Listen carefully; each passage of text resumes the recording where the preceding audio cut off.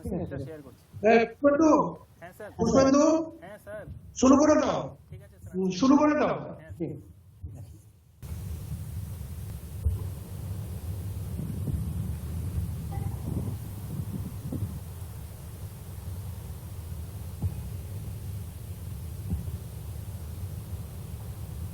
Sir, is it visible? Yes, thanks to me. Okay. So good afternoon, my respected supervisor, Dr. Dibyendu Ghoshal sir, and my respected doctoral committee members. So I am Pushpendu Vikas Saha, and today here I will present my PhD registration seminar, and my topic of my research is design and implementation of reconfigurable and MIMO antennas for high performance wireless communication. So my presentation will go through this outline. So first, a brief introduction, the limitations of conventional antennas, and the requirements of reconfigurable and MIMO antennas in recent wireless communication systems, then some basic design methodologies, and then a brief comprehensive literature review with motivation, and then proposed works, followed by the conclusion and future scope. So basically, antenna is a transducer device which can convert electrical energy into electromagnetic energy. So when an antenna is excited by a time varying current, it can convert electrical signals into equivalent electromagnetic waves. And to analyze an antenna, we can take an hypothetical point at the far field at a radial distance r from the antenna as shown in this figure, and then we can follow these steps to find the total radiated power at the point P. So first we can find out the retarded vector magnetic potential, then we can take the curl of it to calculate the H field components, and then using the third Maxwell equation we can also calculate the E field components, and then using the Poynting vector theorem we can find the average power density at the direction of wave propagation, and then we can take the surface integral of rho average, that is the average power density, to calculate the total radiated power at this point P. So before designing an antenna, the basic requirements of an antenna should be known well. So the basic properties of antenna can be broadly classified in two categories. The first is resonance categories, and then characteristics, and then radiation characteristics.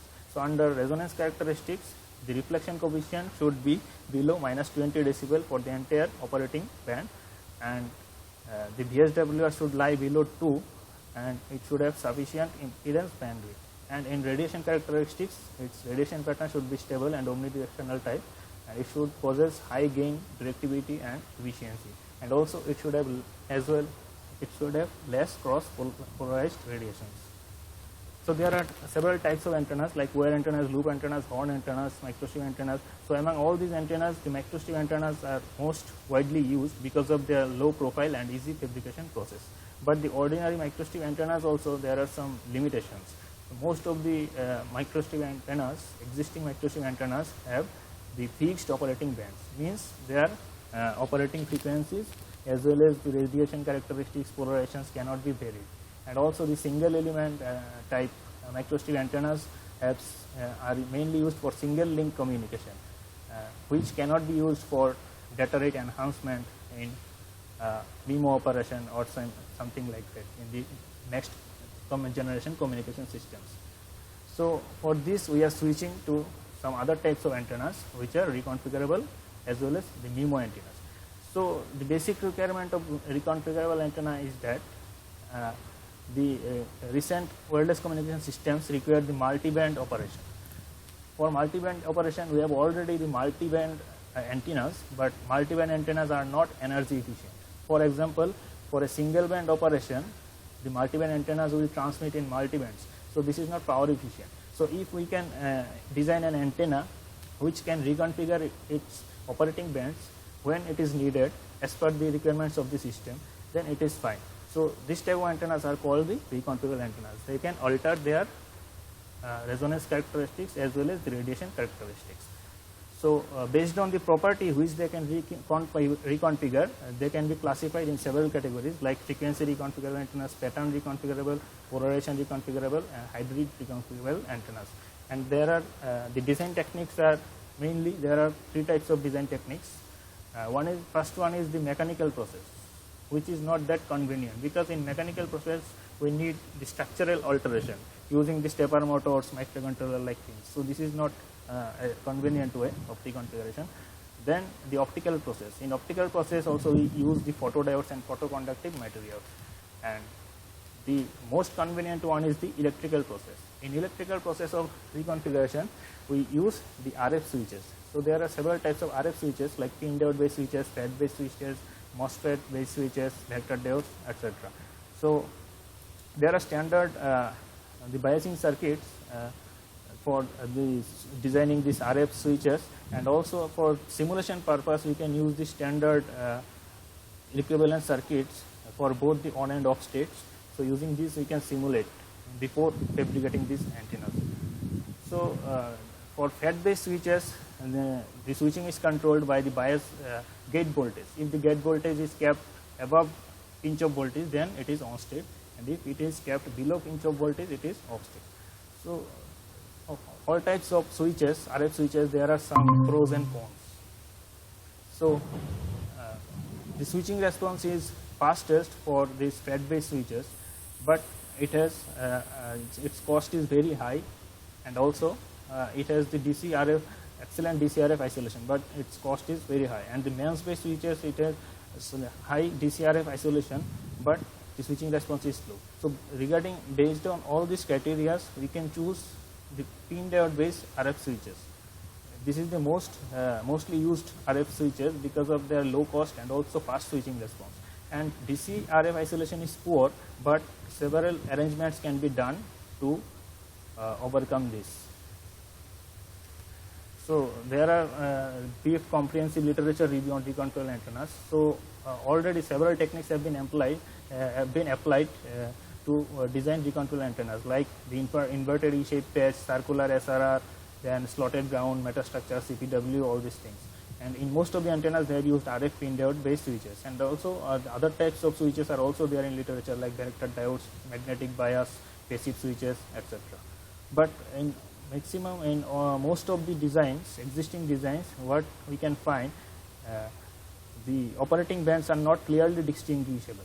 When they switch the bands in different conditions, or the different biasing conditions of the RF switches, the bands are not clearly distinguishable. This occurs due to the poor DC RF isolation, so which must be overcome. Okay. So then the requirements of MIMO antennas. The MIMO antennas are mainly required to enhance the data rate as well as channel capacity of the system without consuming additional bandwidth, because we need the recent wireless communication systems require more data rate as well as more channel capacity, but the bandwidth cannot be increased for that, because there are several telecom regulatory authorities which have already limited the bands for several communication systems. So we cannot increase the data rate and channel capacity by increasing bandwidth. So we need to think otherwise. So MIMO antenna is the solution. So using MIMO antennas, we can utilize the same bandwidth to enhance the data rate and also the channel capacity. If you see here the channel capacity curve here, you can see for MIMO antenna it is linear, but for other types of antenna, CISO and MISO, it is logarithmic. So you can say the channel capacity of MIMO antenna is always higher than the other types of antennas, okay, for the same bandwidth. And also it has some advantageous features. Other advantageous features are also there, like it is very useful for multipath propagation of wireless communication. It can suppress the fading effect and also the co-channel interference effect. So there are several challenges in MIMO design. The main challenge is the mutual coupling. There are several elements in MIMO antennas, in a particular MIMO antenna, and there are mutual coupling effect between the multiple radiators. So to suppress this mutual coupling effect, several arrangements are there, like using decoupling structures, neutralizing lines, defected ground structures in stubs, etc. Okay. So this is the basic design flow. First an unit radiator is designed, then an array is made, then to reduce mutual couplings an arrangement is done, and also finally we examine some MIMO parameters, which based on which we decide whether it is appropriate for MIMO operation or not. So these are the standard MIMO parameters, and the equations are also there to calculate them. And there are already several designs have already done on MIMO antennas using several techniques like meander slots, SAW, CRLH, fractal geometries, etc. And to reduce the isolation also, they have mainly used the orthogonal orientation of multiple elements. But in this type of approach, there are some problems. The problems means for orthogonal orientation, the orthogonal propagation modes are excited, and for that thing we get the cross polarized radiation in the radiation pattern, which is not a desired thing for antenna. So here are some my proposed works. So some proposed reconfigurable antennas are there. So first work is a CRLH based frequency reconfigurable antenna, and here it is I have used a modified CRLH unit cell. So CRLH is a special type of metamaterial which is the most practical one we can say, because CRLH have both the left-handed and right-handed characteristics. So we can say they are most practical metamaterial unit cell. So a full mode CRLH standard CRLH unit cell has two parts. One is the interdigital capacitor part, another is the short stub. So interdigital capacitor actually contributes to the left-handed capacitance, whereas the short stub corresponds to the left-handed inductance. And for this we can have both the simultaneous negative permittivity and permeability for a particular frequency band, which we call the metamaterial properties. So we can apply these metamaterial properties in our antenna also to miniaturization purpose and also for performance improvement purpose. Okay. So here in this work, what we have done, we have first modified this CRLH unit cell. So what we have done actually, we have replaced the short stub into an open stub. So there are basically two reasons behind this conversion. The first reason is the easier fabrication process, because for any type of antenna, the fabrication is the most important thing.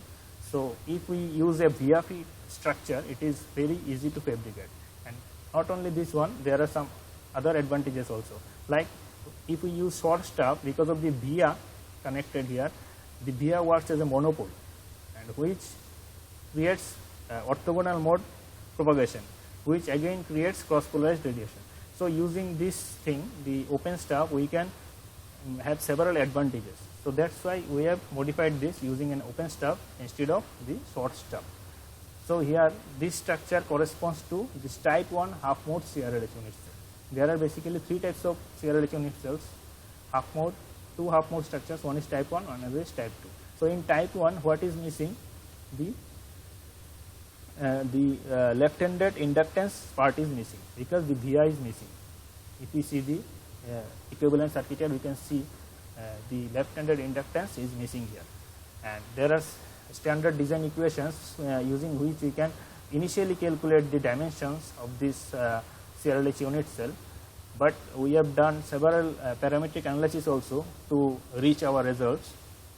So we have done, before applying this unit cell into our antenna, we have done metamaterial properties analysis in HFSS as well as in ADS.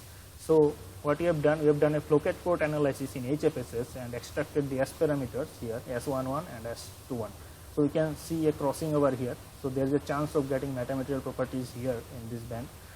And also we have synthesized an equivalent circuit in ADS software, and you can see both the equivalent circuit and the microstrip structure exhibiting the similar kind of S parameter responses. So which validates this structure, the structure of the units. So these are from the extracted S parameters, we have calculated the metamaterial parameters using the standard equations. We have calculated the effective impedance, effective permittivity, permeability, and also the refractive index. So we can see the refractive index is coming negative around our desired bands, that is the C band and X band, because we are designing this antenna for C band and X band. And several parametrics is done on this structure to adjust these bands to bring the negative refractive index near the 6 GHz and the 9 GHz here. So after that, we have incorporated this in our antenna. So these are the several design stages of this antenna. First, we have designed using a single unit cell only. Then we have designed a metamaterial arm using back-to-back 2 unit cells, and then we have, in the final design of the antenna, we have used 2 metamaterial arms here, and also they are provided the feed. They are fed with using this type of feed lines as shown in this figure.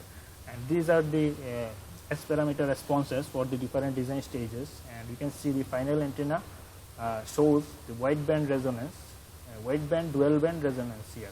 So it is resonating at both C band and X band. So the resonance, the occurrence of this dual band resonance here can be found out from the phase shift equation of CRLH unit cell. So this is this phase shift equation of CRLH unit cell here for a half mode CRLH unit cell what we are using here. So here what is capital N? Capital N is the number of unit cell we are using. So for a single mathematical arm we are using 2 unit cells, so capital N will be 2 here, so we will get small n equals to 0 and 1 only. For these 2 values of small n, we will get 2 resonance frequencies from this phase shift equation. So this is the reason why we are getting 2 resonance frequencies here from this final design of this antenna. So in the next design part what we have done, we have made this antenna frequency reconfigurable. So for that what we have done, we have split the ground portion first at a distance of 7 mm from the port side. We have slit the ground part and we have placed a pin diode, placed RF switch here. So by turning on and off the pin diode, we can get 2 operating modes here. One is the single band mode, another is the dual band mode. So when the diode is on, it works as usual in the dual band configuration, but when the diode is off, it works as a single band antenna only. You can see the red one, it is showing only a single band resonance here. And also if you see the current distribution, you can see the pin diode, the on and off states of the pin diode creates several differences, noticeable difference in the current distribution plot here. So this is the reason why this reconfiguration is done here. And we have also fabricated this antenna and tested, and we can see the adequate similarity between the S parameters, simulated and measured S parameters. And we are also getting the sufficient gain for all the resonating bands, 3.5 dB, then 5.2 dB, then 2.84 dB, which is sufficient for microwave antenna. So here is the second work what we have done. This is based on the fractal geometry. This is also a frequency reconfigurable antenna, and here we have used the fractal geometry. We have basically used the Koch fractal geometry. And here also we have done some modification on the Koch fractal geometry. The standard Koch fractal geometry has the fractal iteration factor of 1/3, 1/3. But here in the modified Koch fractal, we have used the iteration factor as 1/5. So there is a reason why we are doing this, because if we decrease the iteration factor, it reduces the discontinuities in the system. So this is good for radiation pattern, for omnidirectional type radiation pattern, because if discontinuity is more, we can get spikes in the radiation patterns which are not desired thing in antenna. Now, and here to calculate the length of the fractal, we can use this equation. Here L is the length of this fractal, and here capital N the number of segments. We are using 3 segment Koch, that's why capital N is 3 here, and small r is the iteration factor, which we are using 1/5 for our design. So these are the initial design steps of this antenna. We are using second iteration of this fractal to get this type of these stages of this antenna. And here you can see with the increase of fractal iteration, the resonance frequency is decreasing. So this is matching with the theory, because if fractal iteration increases, the length increases, and if length increases, resonance frequency will decrease. So this is what we can see here. With the increase of fractal iteration, the the resonance frequency is decreasing. And this we did actually to adjust the resonance at our desired band. Our desired band here is 5 GHz. That is the 5 GHz WLAN. We are designing this antenna for WLAN application. So WLAN is 5 GHz. That's why we are using this type of iterations here. And on the next design stage, what we have done, we have used a circular CSRR structure. So here we are using circular CSRR because of getting additional resonating bands, because we are interested in multi-band antennas. So here we are getting only a single band resonance, but to increase the resonating bands, we have used this circular CSRR. So a circular CSRR can resonate at 2 resonance frequencies based upon these equations, and this is what happening here in practical scenario. After applying this circular CSRR, we are getting dual band resonance here. One is the usual what we are getting previously, the 5 GHz WLAN. Another one is the 9.6 GHz X band. Okay. So this is the dual band antenna we are getting here. And again here also we have designed a frequency reconfigurable antenna. The process is same. What we have done, we have split the ground part and applied a pin diode to reconfigure this antenna. So on the on and off states of the pin diode, we can get the different operating mode, the single band mode and the dual band mode. And also we have fabricated this antenna and also measured and simulated results are matching with each other. And also gain, we are also getting sufficient gain, and for all the design stages we can see the cross polarized radiation is very much less as compared to the co-polarized radiation, which is good for an antenna. So then we have designed some MIMO antennas. So first MIMO antenna is based on fractal geometries. We mainly use fractals and metamaterials in our antennas to design to getting the resonating modes. Okay. So here for this MIMO antenna, what we have designed a triple band 4-port MIMO antenna, and we have used Minkowski modified a Nobel fractal loop. And here also we have reduced the mutual coupling effect, which is the main challenge in MIMO design. What I discussed in the previous slides, the mutual coupling effect, we reduced that. So first what we have done, we have modified the Minkowski loop here. So here we can see this is the standard Minkowski loop. So the square slots in Minkowski loop is converted into semicircular slots here. So in the modified Minkowski loop. So it has also several reasons. For this type of design, we can get additional bandwidth because the current distribution reduces gradually around this rim of this slot because of the semicircular design, and which increases the bandwidth. So this is the iterative fractal system function based on which we have designed this fractal. We have got these fractal iterations here. So using the affine transformation A here, this is using these equations. We have used third iteration here, and this is the third iteration what we are using in our antenna. Third iteration of modified Minkowski fractal. So the single element antenna corresponding to this third iteration is resonating in 3 bands here. You can see we are getting 3 bands. One is around 3 gigahertz, another is around 5 gigahertz, another is around 7 gigahertz. And also we are getting wideband responses here at the 7 gigahertz band. So after designing the single element antenna here, the resonance is coming appropriate, but the gain performance was coming very less for some of the bands. So that's why to improve the gain performance, what we have done, we have truncated the ground plane here to some extent, and a parametric analysis is done for this, taking this parameter G, ground truncation parameter. So this is actually done to adjust for 2 reasons. One is to improve the gain purpose, another is to adjust the resonating bands, because the initial design was resonating around 3, 5 and 7, but our desired band is actually W band, C band and X band. So here we have adjusted the resonance frequency at the desired bands, that is the W band, C band and X band here. And these are the radiation patterns of the single element antenna. And after designing the single element antenna, we have applied this to design the MIMO antenna.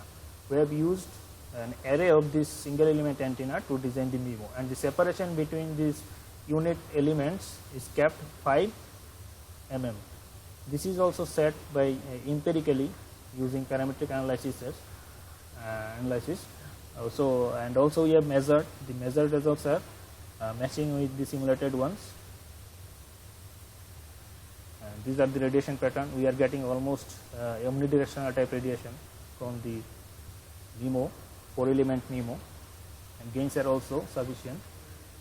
Gains are coming 2.24, 2.68, 3.1 dB respectively for these 3 operating bands.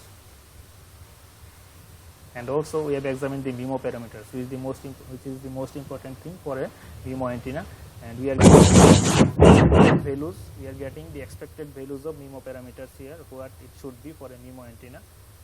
For all the parameters, ECC, envelope correlation coefficient, diversity gain, total active reflection coefficient, we are getting the values, desired values. And this is the last work, which is another MIMO antenna, and this is a 2 element MIMO antenna, and here we have designed a metastructure to reduce the mutual coupling effect. And this antenna is designed for WLAN and WiMAX band applications.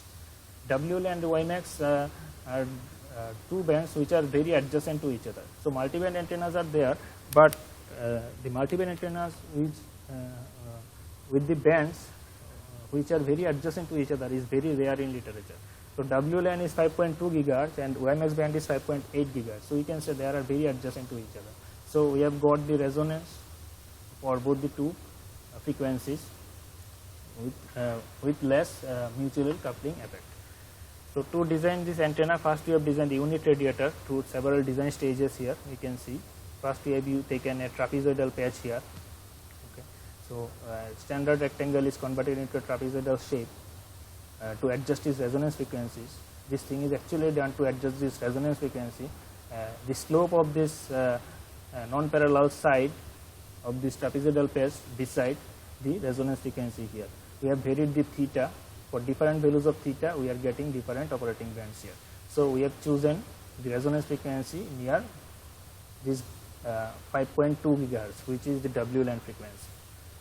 And also here we have truncated the ground to a little portion to increase the gain purpose.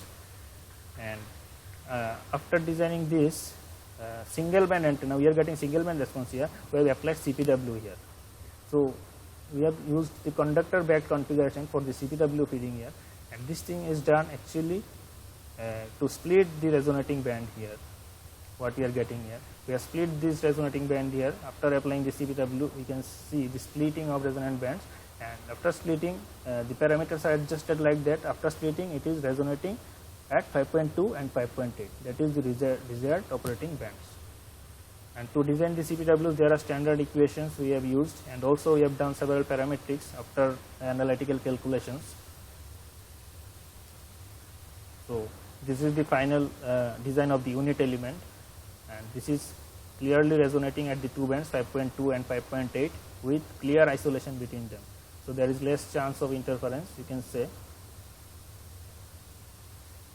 And also after the ground truncation, we can see the increase in the gain performance here.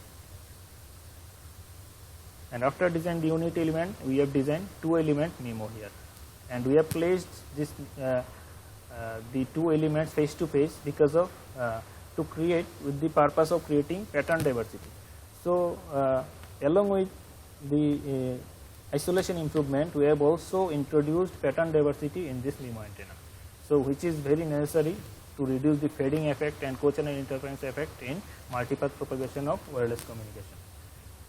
So this is the standard after designing the two element MIMO. This is the design geometry, and after this we have, and here the resonance is good, but the isolation was coming high.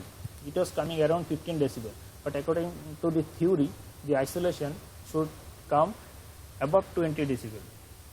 So to improve the isolation characteristics or to reduce the mutual coupling effect, you can say, we have designed a frequency selective metastructure. So this is the unit cell of the frequency selective metastructure. This is nothing but a modification of the SRR. So we have used back to back single split ring instead of double split ring what we use in SRR, standard SRR. So this is the unit cell structure of the frequency selective metastructure, and it is also examined in the floquet port analysis is done in HFSS to examine to extract the S11 and S21 parameters. And here we can see it has the band stop characteristics. Here if we see the red curve is the S21. So there is a transmission zero, we can say, in this between 5 and 6 gigahertz. So you can say it has band stop characteristics. So this band stop characteristics is actually utilized to reduce the mutual coupling, because both our operating bands are lying between 5 to 6 gigahertz. So we have designed this unit cell to exhibit band stop properties between say 5 to 6 gigahertz. So the the approximate equivalent circuit analysis is also done in ADS, and we have got the similar kind of S parameter responses both in HFS and ADS. And finally, after designing the unit cell, we have applied 5 times this unit cell in the final antenna design to reduce the mutual coupling effect. And here we can see the reduction in mutual coupling. Previously it was around 15 decibel, but now it is below 26. For this band it is below around minus 25 decibel, and here it is around minus 23 decibel. So mutual couplings are matching the criteria for MIMO operation here. And this is the current distribution here. You can see after applying this metastructure, frequency selective metastructure, there is noticeable decrease in the coupling current here also for both the operating bands. This is the main reason why the mutual coupling is reducing after applying this frequency selective metastructure here. And also we have fabricated this antenna. We have got similar kind of responses after fabrication. And also we have analyzed the MIMO parameters. After applying the metastructure, the metastructure actually improves all the MIMO parameters here. So all the MIMO parameters are done here for both without metastructure and with metastructure. So we can see the improvement in MIMO parameters, all the MIMO parameters after applying this metastructure here. And this is also the channel capacity loss. This should lie below 0.4 bits per second per hertz, but we are getting here less than 0.02 and 0.03 bits per second per hertz for these operating bands. So these are the improvement of the MIMO parameters. They are summarized in this table. And here it is the pattern diversity. So this the reason behind this pattern diversity is the placement of the unit elements. We have placed them in face-to-face configuration, and that's why with port 1 and port 2 excitation we are getting diversified radiation patterns here. You can see for both the operating bands, both for 5.2 GHz and 5.8 GHz, we are getting pattern diversity in the radiation pattern, which is very essential for multipath propagation in wireless systems. So finally we can conclude that we have designed several reconfigurable MIMO antennas, but still there needs some improvements. We can also so far we have designed only frequency reconfigurable antennas, but in future we can design polarization reconfigurable antennas also. And also we are trying to design reconfigurable MIMO antennas, which is the latest thing. Very less number of literature is there on that topic, reconfigurable MIMO. So we are trying on that also. So in future scope we can do this works. And these are some books and journals which is referred for our research work. And these are the list of publications. So till date I have published 4 SCI papers. All the 4 works shown in this presentation have already been published in SCI journals, and we have also 2 international conferences. And also we have communicated 1 paper which is awaiting revision. Major revision has already come. So thank you all. So any questions? Any questions, please? Sir, madam. Kandu. Yes, sir. Very good. Thank you, sir. Carry on. And when you will submit? Sir, I will start writing the thesis after 1 or 2 months, sir. Very good. One paper is awaiting revision. After submitting the revision, if it is accepted, I will start writing my thesis. Fine. Take it.